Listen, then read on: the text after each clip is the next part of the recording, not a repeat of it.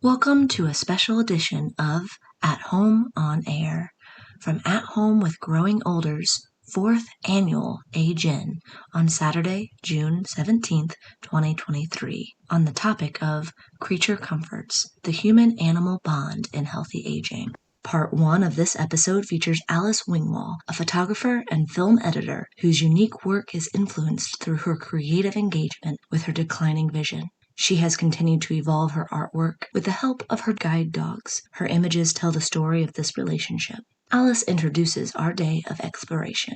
Part 2 of this episode features our panel discussion. The panel moderator is Chris McCarthy, a chained rebel and healthcare innovator. Panelists include Sherry Franklin, the founder and CEO of Muttville Senior Dog Rescue, Evan Johnson, a theater maker, teaching artist, and the Prana director at Elder Ashram. Maddie Krasno, the grants and foundation specialist for Woodstock Farm Sanctuary, who also shares insights about living with her emotional support animal, her dog, Millie. And Annalee Nilsson, a clinical nurse specialist at Zuckerberg San Francisco General Hospital, who is incorporating robotic cats and dogs into the care of patients with dementia with the Acute Care for the Elderly team. Thank you for joining us for this special edition of At Home on Air.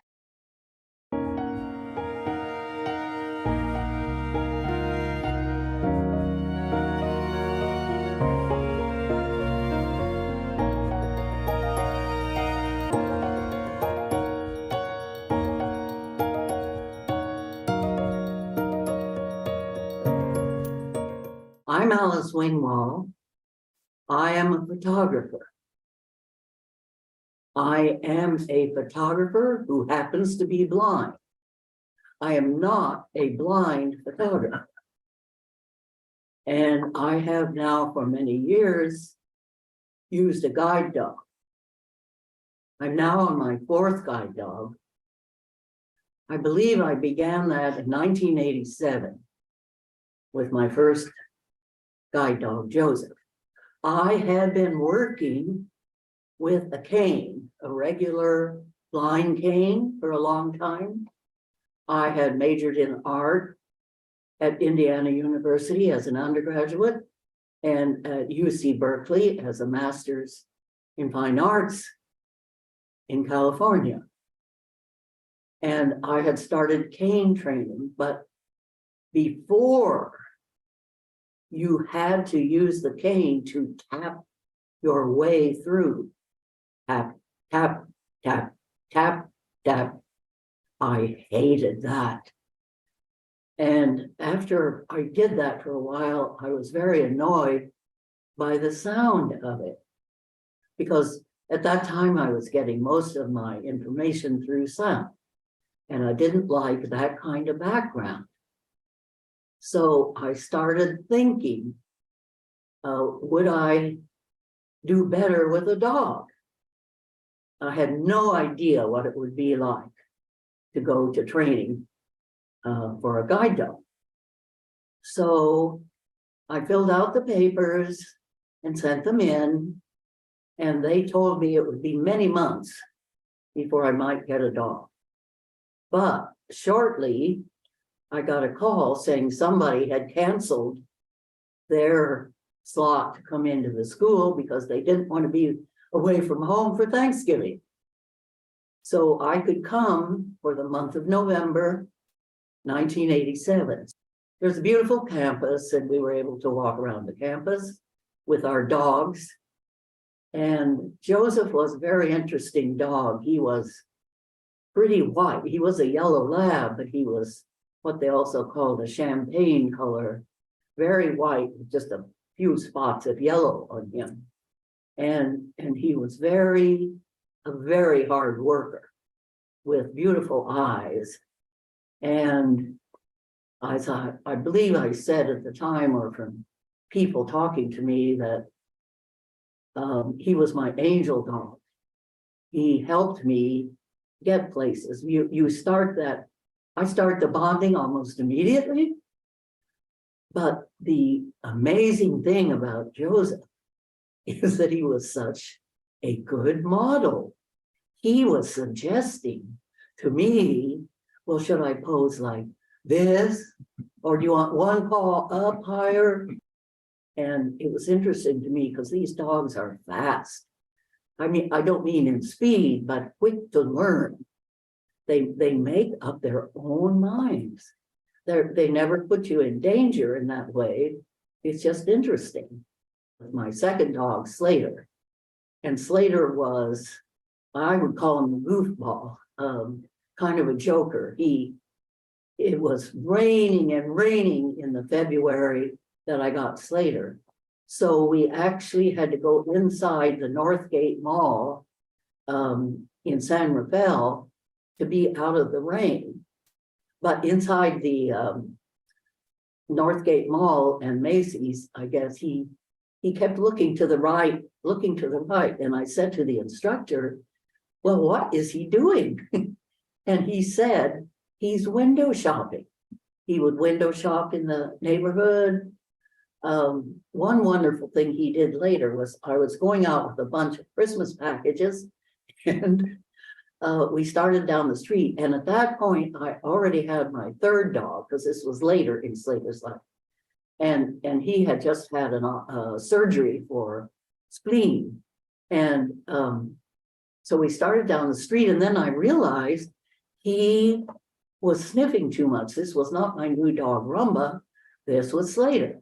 So I made him turn around and I said, let's go home.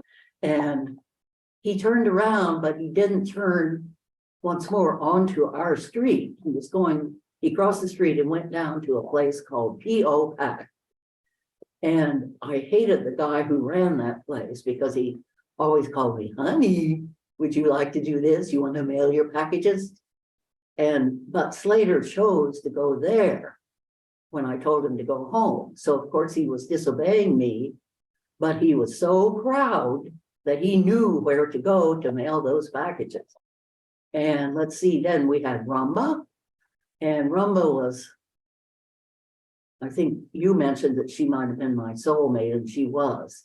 And it's very difficult for me to explain how this happened, because all these dogs were good. They were very good, but they didn't cross a certain line, which Rumba did, to protect me in some other, you could almost say some spiritual way.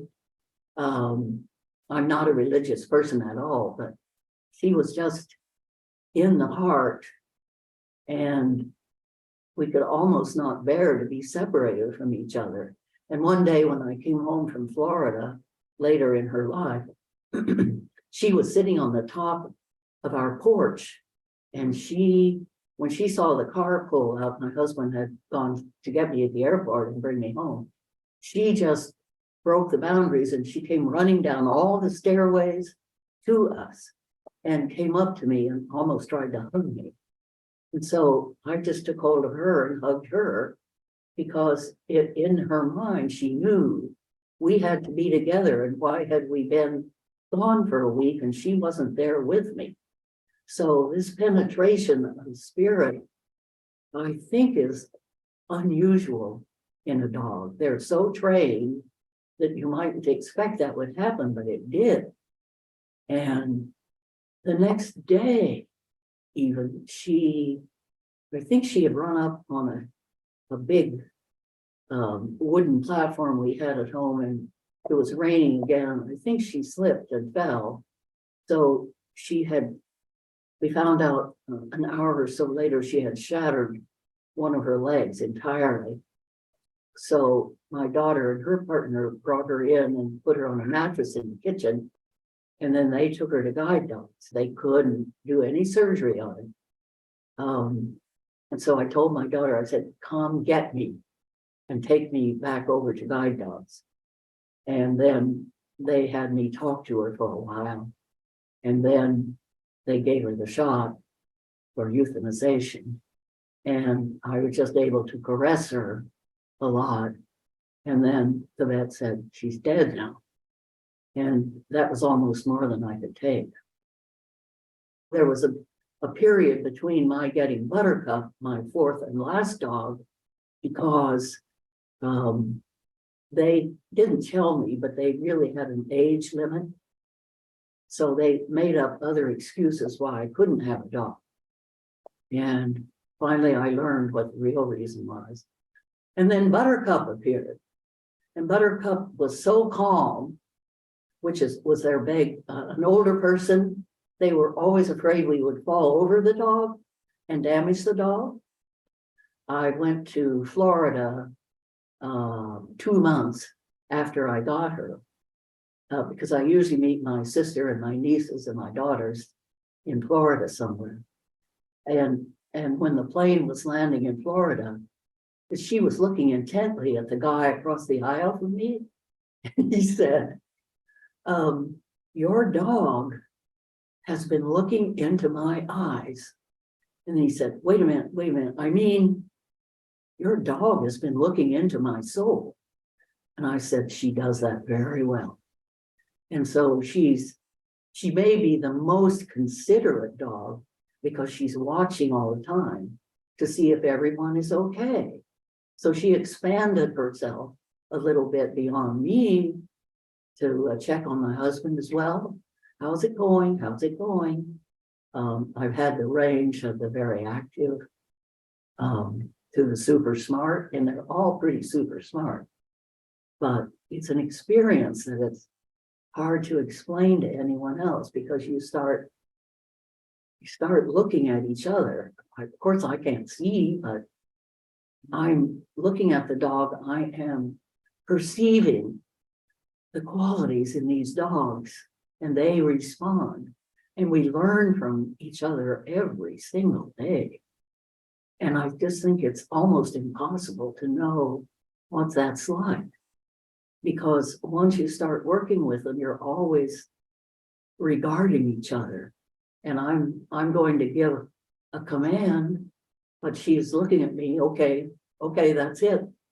Then looking again to see if she did it well. So I think that's the kind of return that a lot of people would never understand. And I'm not sure I would myself. I just know that once you've bonded, you're in it for good. And the dog understands that. And I understand that. So it's not just the physical activity, but it's a kind of mental state that we get into as we go forward. And I appreciate that immensely. I don't know how to explain it, but they're all fantastic workers. And I hope I've been, as a good worker or a good person giving orders to the dogs, that I've come to love over, let's see, since 1987 to the present.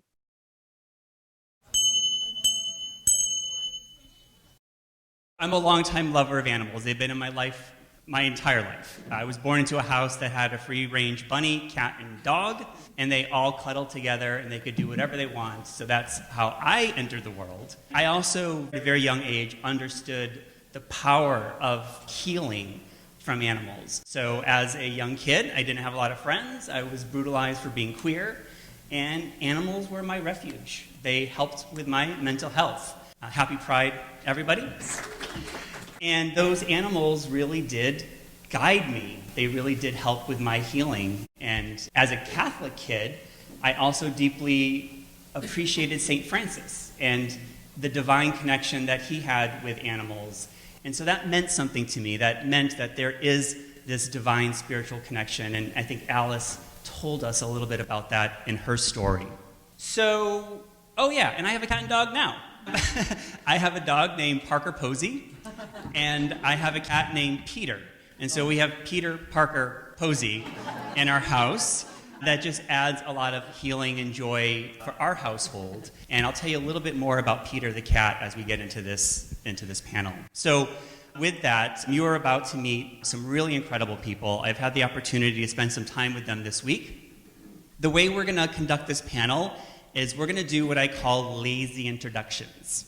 And what that means is we're going to take our time. We're going to have each panelist say a little bit about their journey with a very specific question that I will give to them.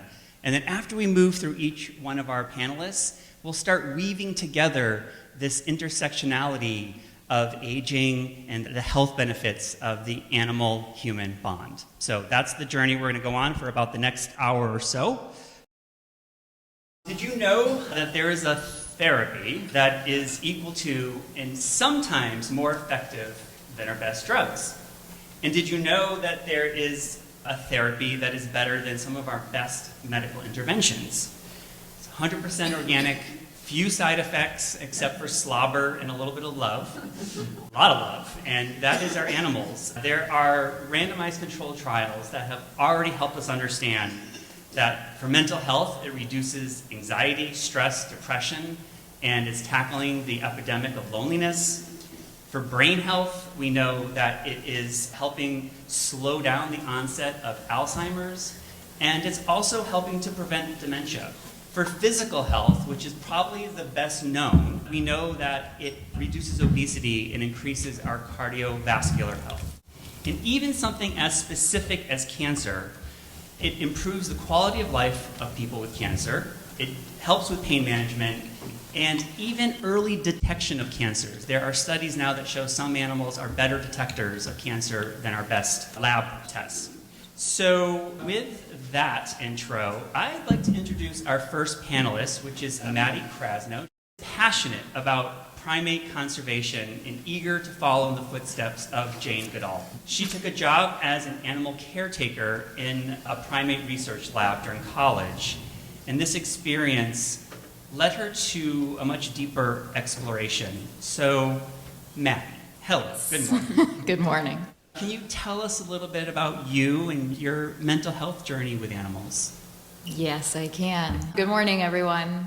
Yeah, I want to premise this by saying that I think it's common, as we've heard from Alice and heard from Chris and so many of us, that we, especially at a young age, love animals. We learn to love animals and appreciate them. But I think we live in a society that sort of teaches us to love them and sometimes, also harm them.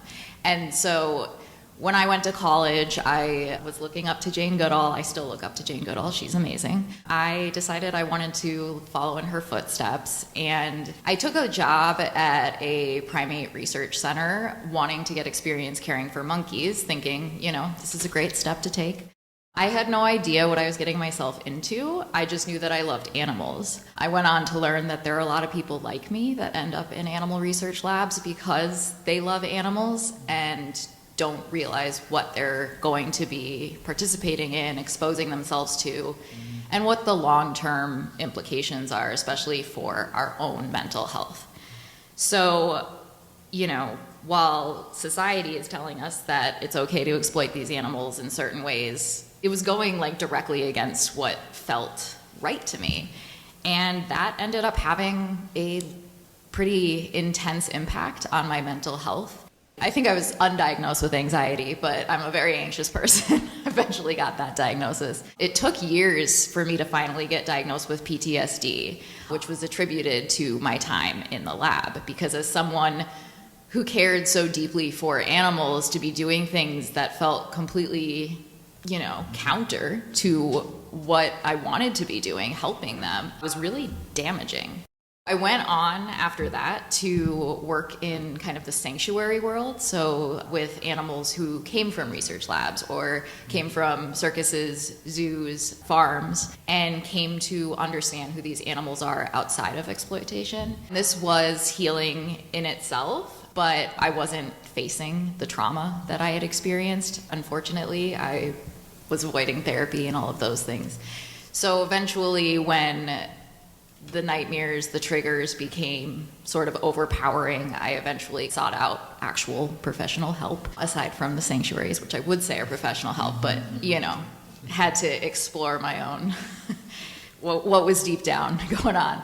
And that was huge for me. Kind of the next step to that was meeting the individual who was in the photo with me, my dog Millie, who kind of came into my life unexpectedly. My mother will say you're welcome, because she had actually sent me to a shelter to foster a dog that she thought looked like a dog we used to have, and wanted me to foster the dog and then she would adopt.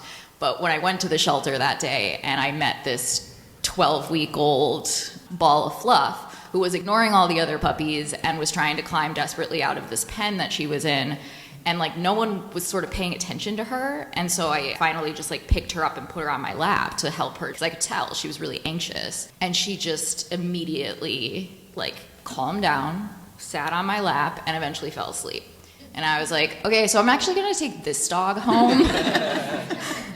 She was asleep on my lap on the car ride home, and she was attached to me from that day onward. The attachment is very mutual.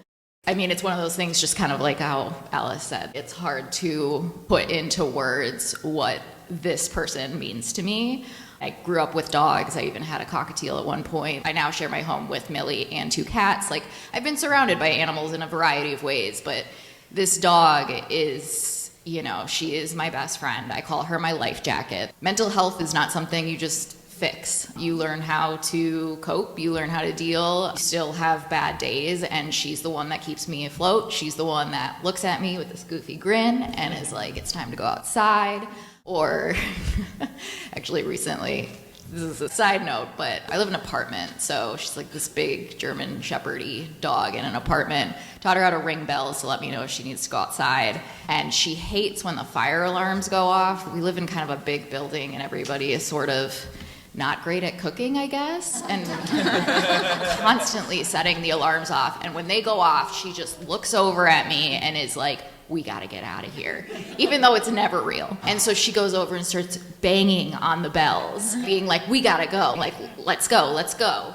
So she's brilliant, she's funny, she's super anxious, a very reactive dog, which is why she can't be here today. She adores people, but doesn't want another dog anywhere near me. But you know, I've come to understand her and learn how to best help her navigate the world, and she is helping me to navigate the world. When Alice started talking about the third dog, I saw all of your reactions to how she talks about these dogs, and you know, this is exactly how I feel about Millie. I can't imagine my life without her. And it's also the way that I have come to see people when they interact with other animals, like in my work at a farm animal sanctuary, when they meet these animals, and how it's sort of like you see who they are in this place of safety and what that does to us, because it's not only healing for them, I think it is genuinely healing for us and our souls. So. Wow. Thank you, Maddie, for sharing that story. We all need a life jacket like Millie in our lives, for sure. Yeah. Okay, we're going to pivot a little bit to a seemingly different topic. I'd like to introduce Evan Johnson. Evan is a queer Oakland-based performer, facilitator, and producer. He designs experiences that are inclusive, age-positive, and accessible to participants. He's the program director at Elder Ashram in Oakland. You know, building systems that serve us as we age is an often neglected space in our society. There are those who are doing it. At Home with Getting Older is one organization thinking about this. So, Evan, I'm curious, can you tell us a little bit more about yourself and the things that you're thinking about as you design age-positive offerings? Good morning, everyone. Great to be with you all. My background is in the performing arts world. I was a theater kid from the time I could talk and move and dance and sing. And funny enough, Peter Pan was the first show I saw, and it was here in San Francisco at the Golden Gate Theater. And it sort of struck me as, you know, the wonder of make-believe. And as a queer kid, happy Pride, as a life jacket, I found that theater and performance and the art of transformation was incredibly powerful for me. And finding my tribe, going out of my immediate family, going out of the town I was raised to go find my people was something I did and was driven to do. The arts really gave me an outlet to explore not just my imagination, but society at large and big questions, and still is something that tugs at me and keeps me interested. I got working with elders, actually, from moving to San Francisco and being a teaching artist. I was teaching kids primarily, was then expanding my horizons and saying, let's teach a senior improv class. And I have one of my students, my first students, Helen, right here, which is wonderful to have you here. And out of this weekly engagement with these elders doing theater and creative performance projects with them, we launched together the Cosmic Elders Theater Ensemble. And now we produce 2 shows a year, and I'm so grateful that that's still happening. That's the testament to the group and how that group kind of came together around this shared interest and love. And that's how I build community. That's how I've always built community, and how I've survived really in this world, is finding those common threads and kind of building on those.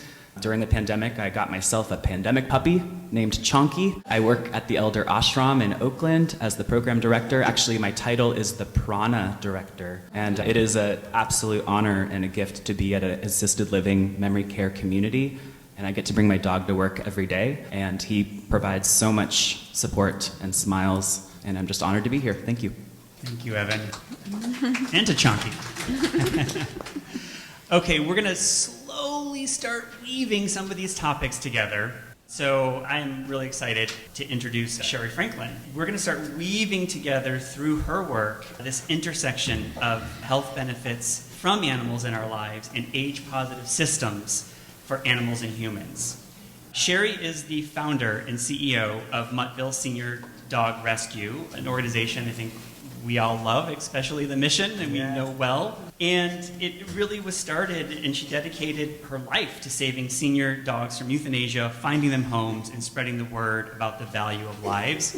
She's saved almost 11,000 dogs at this point. You're just under that. You're so close. So close. The organization and Sherry have won tons of awards for this heart-forward, soul-forward work. So congratulations on all those awards. And Sherry, can you tell us a little bit about you and your journey, and what have you learned from senior dogs? Unlike a lot of these panelists here, I did not grow up with animals. I loved them, but my family was like, no, you can't have a dog. Please, no, you can't have a dog. So I'm making up for a lot of lost time now. But I always had a very strong love, especially for dogs, but of all animals, very, very early in my life. I started Muttville when I was 50, so this was like a second life for me, and it was something that came about because I was seeing old dogs in shelters being euthanized, so I started taking them home one at a time and finding them homes. So no, I wasn't hoarding them, I was finding them homes. Pre-internet, you guys, so it was really hard. It was much harder to find an animal a home before there was Facebook and you could have a website and everything else. So this was like with posters and things like that. And I was a hairstylist, so every one of my hair clients, they all ended up with dogs. But I realized that it was a really huge issue that goes way beyond my little local shelter, and I vowed to change that. I just saw so much beauty in these older dogs that were many times being overlooked, not getting adopted, and getting euthanized in many cases. It was actually the third senior dog rescue in the country. It was the first one in California in 2007, after I'd been doing it out of my house and going broke because I was paying all the vet bills by myself. And you can imagine what that was like. So during that formative time of me getting ready to start Muttville, my father became very ill. He suffered from many different ailments. He suffered from depression on top of cancer and Parkinson's and a lot of other things. I would call him, and it would really literally be a monologue for me because he never said a word. He just sat on the phone while I talked. And I'd start thinking about, what am I going to say to him today? I mean, I really started like trying to figure out what I could keep him occupied with because it was so hard to connect. And all of a sudden, one day when I called, he was animated and talking. And what had happened was a cat had showed up on his little deck where he lived, and this cat he named Zeppy, and that cat adopted him. We never had animals. So this was a real big change for him. He literally became a different person. And that was in the last year and a half, 18 months of his life. And during that time, he would call me, I would call him. I had cats too, so we bonded. And we communicated, and he was happy. I knew then with these senior dogs that I was going to adopt out that it was going to be with senior humans, and that was going to be part of our programming from the early stages, was always to have a senior human aspect to our senior dog program. So it was really about the forgotten, right? The senior humans, the senior dogs, people that are isolated. And this is my baby. Like some people have children, starting Mupville at 50. This is my baby. We're 16 years old now, so that gives you an idea of how old I am too, I guess. We immediately started a Seniors for Seniors adoption program, which waived fees for seniors, set them up when they adopted a dog with the things that they needed, like little stairs and ramps and things that we could do without having to spend a lot of money because we had no money. But we would set seniors up with the things that would make it possible to have an animal in their life. We also started something that we then named Cuddle Club at the time, and we kept that name. So Cuddle Club started with a once a month get together of seniors that would come and cuddle dogs and then take them for a walk. What happened was, it was once a month and word got around, and now we do it every week. And now I was just told by Angela, who should be here later with dogs, that she wants to add another one because we are full. Everybody loves Cuddle Club, and Cuddle Club is open to anybody really, but anybody over 62. We have different groups. We had a Pride Cuddle Club yesterday for open house, and we did a Pride parade with the dogs. I always say it's a win-win because it's also great for the dogs to get all these cuddles. So it's really like, everybody's happy. We have great volunteers. A lot of seniors volunteer. I have one here I see right in front of me, Nancy Trogman, who has been a volunteer for years and years. She fosters dogs. She comes and she walks dogs. She even does laundry sometimes. It's really part of our community. I will see a grumpy old man wheel himself into Cuddle Club, won't even smile at me, and then you put a dog in his lap and he's smiling, he's talking. You see it every day. Dogs are magic.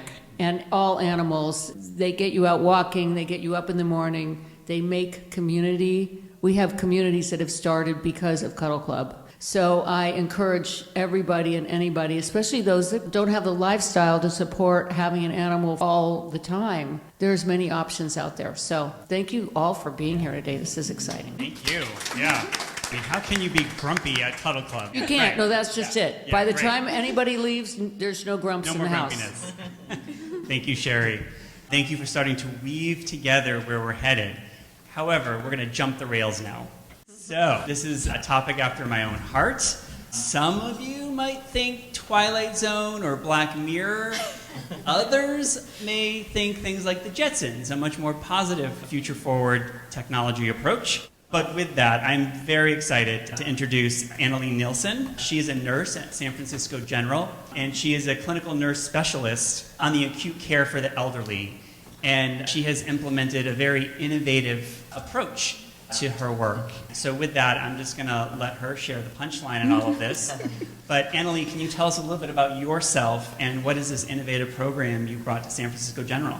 Yes. So at San Francisco General, we used to have animal-assisted therapy program where they would have a dog come to the hospital and visit the elderly. And then the pandemic happened. The hospital, who's already a scary place, became a little more scary. But also that meant no volunteers, no visitors, no family. So I noticed some of our elderly patients with dementia, they started getting really withdrawn and seemed kind of lonely. They were not interacting with the care. Then I remember I went to a nursing conference where they had these robotic pets for people with dementia. So then I applied for a grant and I was able to buy 50 cats and dogs. The response was just amazing. These patients who were sort of not really participating in the care suddenly started smiling and talking more. And also some of our agitated patients, we would give one of these to them and they become much more calm. Just like petting the animal was really comforting to them. Also with the staff, I have to say, some of the nurses, because hospitals during the pandemic were not the most pleasant places and there was a lot of anxiety and stress. So even the nurses started loving having these at the bedside. There was just lots of smiles and laughter. I also noticed some of the patients that used to have a cat or a dog started reminiscing about the pet that they had, and that was great, just starting a good conversation with the patients. But even some of them didn't have pets, they started bonding with these animals. It was just wonderful to see. Again, the benefits and the bonding with the animals that all of you have been talking about, and the healing part of bonding with an animal, even though it's not real. And another benefit, of course, they don't need to be fed, you don't need to take them for walks, they're very easy to take care of.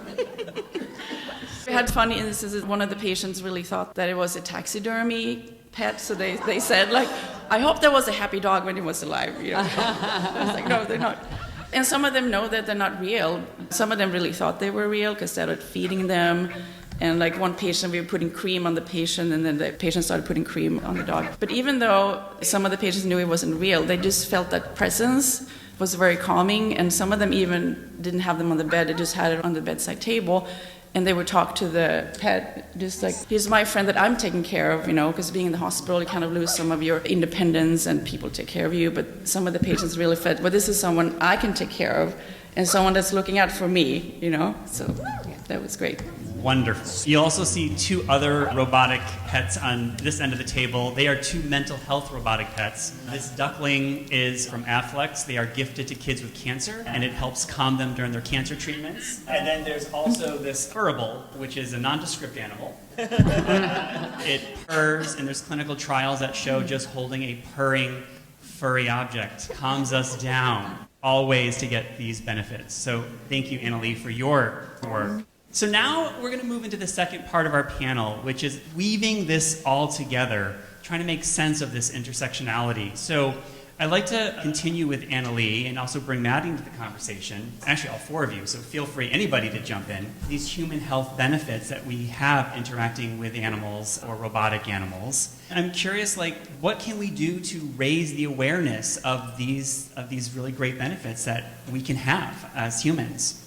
I think there's a lot of ways to go about that. Personally and in work, one of the things that we do at the organization that I work for, which I think I've mentioned before, but the farm animal sanctuary, it's called Woodstock Farm Sanctuary, technically based in New York. I'm their one remote employee out here in California. But I do get to spend time with the farm animals, and I've spent, as I mentioned, a lot of time actually working at sanctuaries with animals directly. And the educational tours that allow people to come and meet animals directly, I think that through conversation about the animals and their experiences, and also just kind of getting to know them, that really can help change people's minds, no matter the species that we're talking about. I think also just sort of living the way that you want others to see. I mean, I know from my friends, my relationship with my dog, they will say that we are glued to each other. And I've had multiple of them say to me,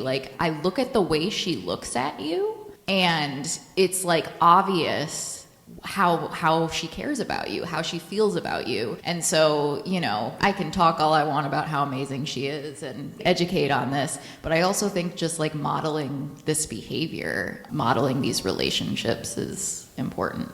I'd like to add that storytelling is the most important thing you can get out there. People remember stories, and Maddie telling her story and then sharing it with friends, and the way that we can talk to our friends and any of you that have dogs, or even people that don't, being able to tell the story of your friend that now has a dog who gets up and walks and who didn't go outside their house. Like when I talk about my dad, seeing something really change, and people really go, wow. And it can be one-on-one. It doesn't have to be to a big audience, but every time you model it or tell somebody a story, we tell stories all the time to get people more interested in coming, say, to Cuddle Club or to adopting a dog. And a lot of times we have family members that come with their parent or their grandparent to pick out the animal. Once I tell the story of the man with Alzheimer's that was living with his family still and was so angry and didn't want to leave the house, and he started to take his dog that he adopted from Upville for a walk every day, and then he knew all of his neighbors, and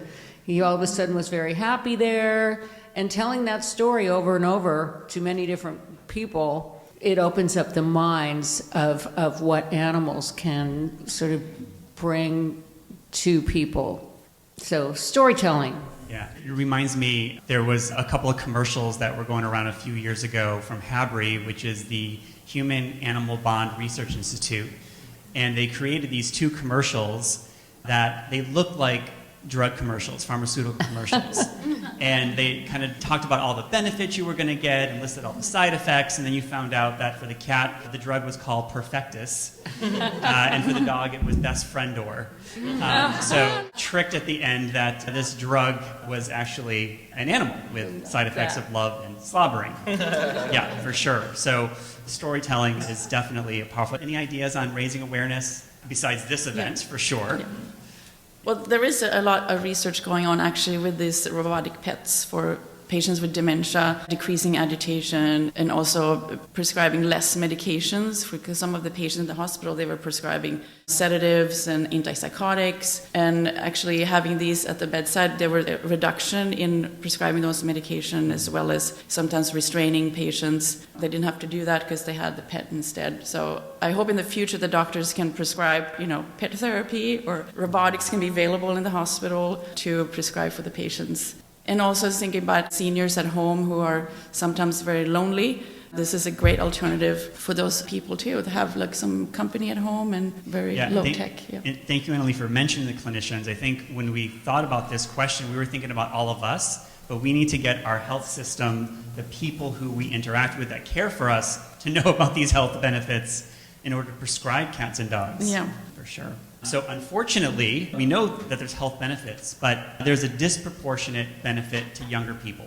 And that's because pet ownership continually declines from young people as you get older and older, less and less pet ownership. And there are all kinds of structural reasons on why that happens. And that's kind of where I want to pivot to now with Evan and Sherry. So maybe we'll start with Evan. Can you talk about what some of these barriers and challenges are in this space? I would say, for me personally, I never had a dog in all my years of living in San Francisco because of apartment living and apartment hopping. I mean, instability of housing was something for me here in the Bay Area specifically, and moving to Oakland to save some money meant also having, more space. And we live right next to a beautiful part of Oakland, and off of Piedmont Avenue, there's a sweet little walk next to a little stream. But taking my dog out there is such a gift, and it was that location and having the extra amount of time that the pandemic afforded us that kind of, me and my partner said, let's get a dog. Oh my gosh, let's get a dog. And then in my space at the Elder Ashram, in assisted living, you mentioned dementia and Alzheimer's, and these diagnoses, we call it forgetfulness in our community. We also talk about our own forgetfulness throughout the day, our own confusion, our own disorientation. We make it really a safe space to discuss that in the community that I work in. So yeah, in that elder space specifically, when you have court-ordered DPOAs and people who are conservators, sometimes the responsible party is not always responsible. So that means that sometimes there is a barrier, a human barrier, or a systemic barrier even. It's just red tape. You can't actually get out the door when you want to get out the door. And that means you can't go out and go shopping for a dog or talk to Muttville, without an intermediary. I take that role as an intermediary, an advocate for the elders that I serve very, very seriously. So I'm always asking them, what do you need? What do you want? How can I serve you? And I think that the gatekeepers who find themselves in these positions of authority or positions of advocacy, it's really on us to provide that to the elders that are under our care. And that reminds me of Alice's comment on the structural barrier against her getting another guide dog just because she aged out of the program. That is an arbitrary choice that we have laid down as some red tape. Sherry, do you want to? Well, San Francisco, we've got rent control, we've got lots and lots and lots of stairs going everywhere. So, it's not possible for everybody to really house a dog, and it's unfortunate.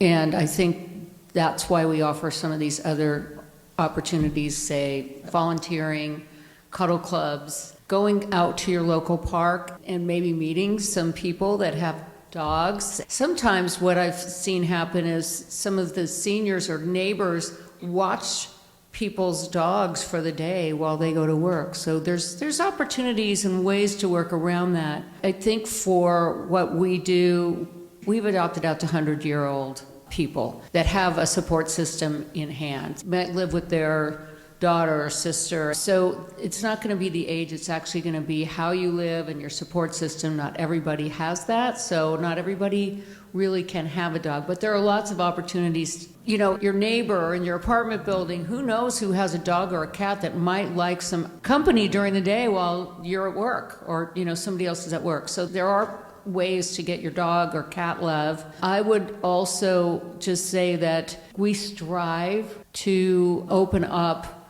you know, these people's minds, doctors' minds, and landlords' minds, hoping that people can still have an animal in their life.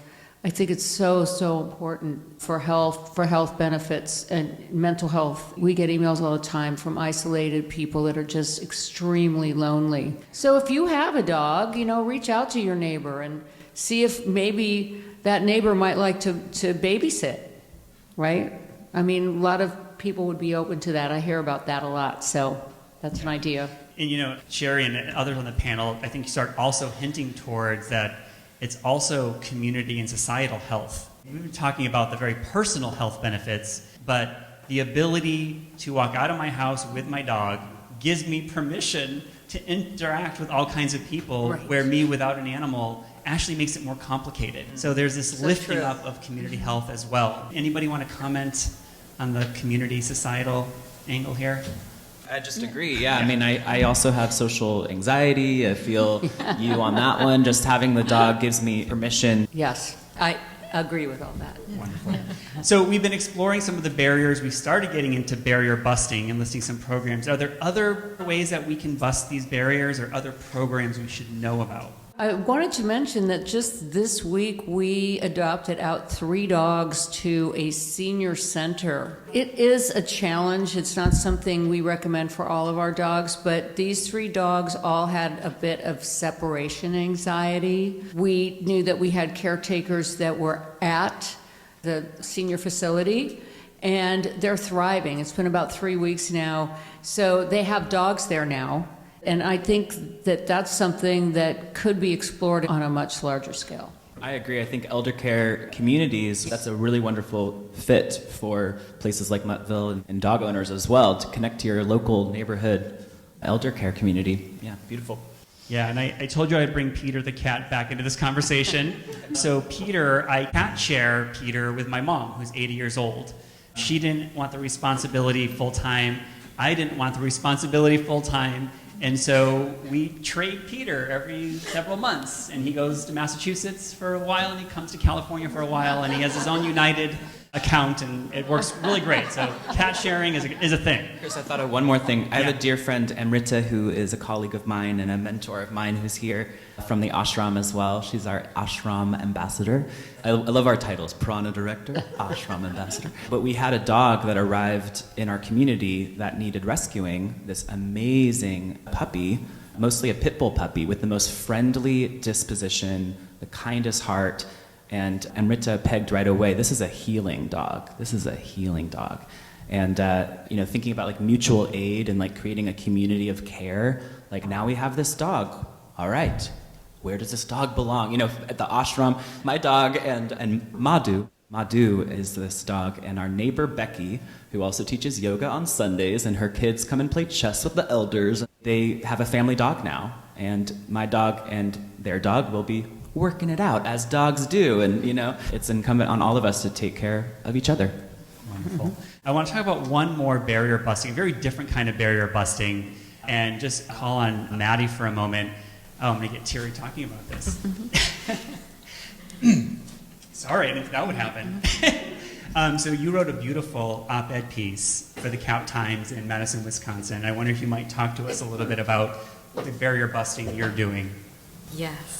So you mean like with regard to Justify, or? The primate work that you're doing to what's happening.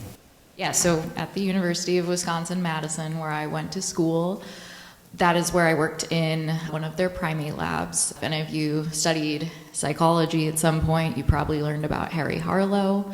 I worked in his lab. He was long gone at that point, but that lab still exists.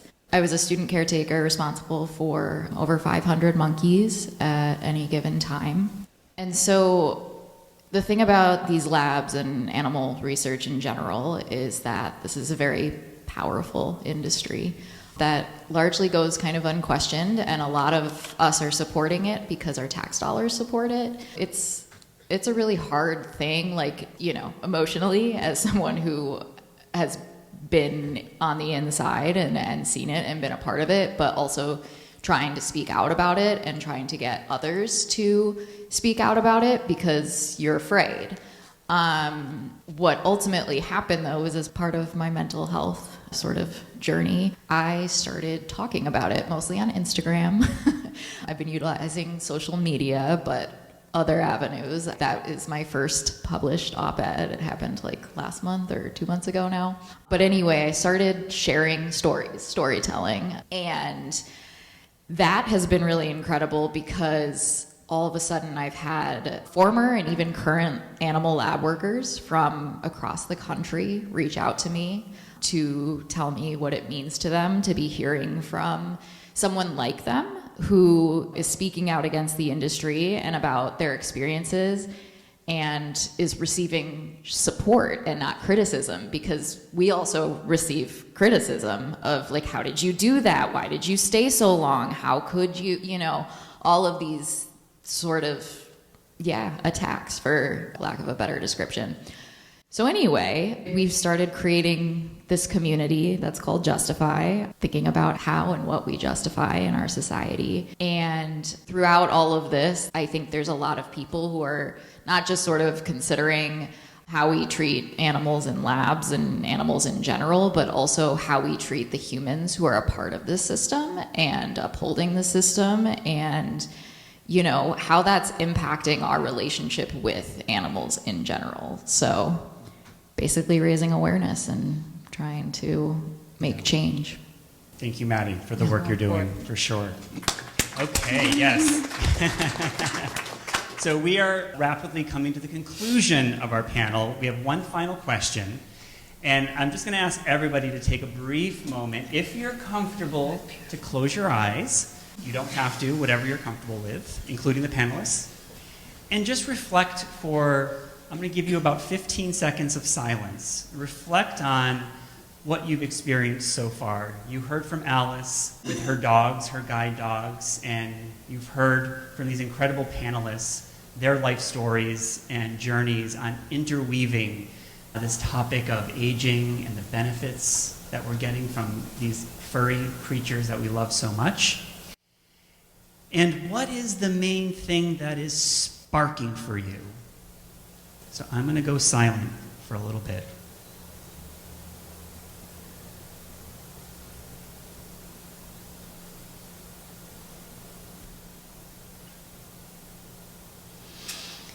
Okay, you can open your eyes. So if you're in the audience, I recommend holding on to that spark because you may want it later on in our discussions. But we're going to close out with a rapid round robin, and we're just going to ask each of our panelists to share their spark. So maybe we'll start at the far end. I mean this end, Evan.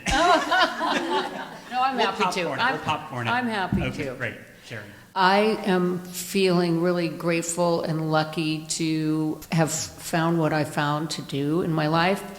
And so I just have a gratefulness, and to be here with so many people that kind of understand that. So that's my spark right now. Annalie? Well, I just started thinking about, my own parents that are elderly, and we used to have a dog. We don't have one anymore. So it's not impossible to get a dog even though you're 80 years old, because the senior dogs, they don't need to go for long walks, and they walk kind of slowly. So I was thinking that this is a great idea, and I will explore that a little more. Yeah. Wonderful. Thank you, Annalie. I'm feeling inspired from being here with all of you, grateful, thinking about storytelling and societal repair. Got work to do. Thank you, Evan. Yeah, I think I'm still reflecting on watching everyone's reactions to Alice's talk, and just how that gives me hope, because it shows that we all really have the capacity to not just think about how our relationship with dogs is important, but just in general, like mutual relationships with animals and yeah, what our society looks like and how it might be improved for all of us. Thank you. Thank you, Evan, Annalie, Maddie, and Sherry, so much. A round of applause for our panelists.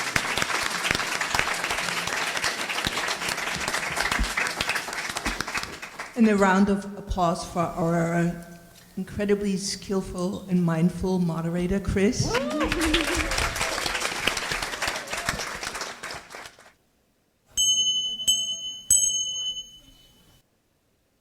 Thank you for joining us for this special edition of At Home on Air. A special thanks to our sponsors of our 4th annual agein, Rhoda Goldman Plaza, Modern Elder Academy, Scott and Warner Builders, and the Community Living Campaign, as well as our collaborator, Ruth's Table, a San Francisco community arts nonprofit.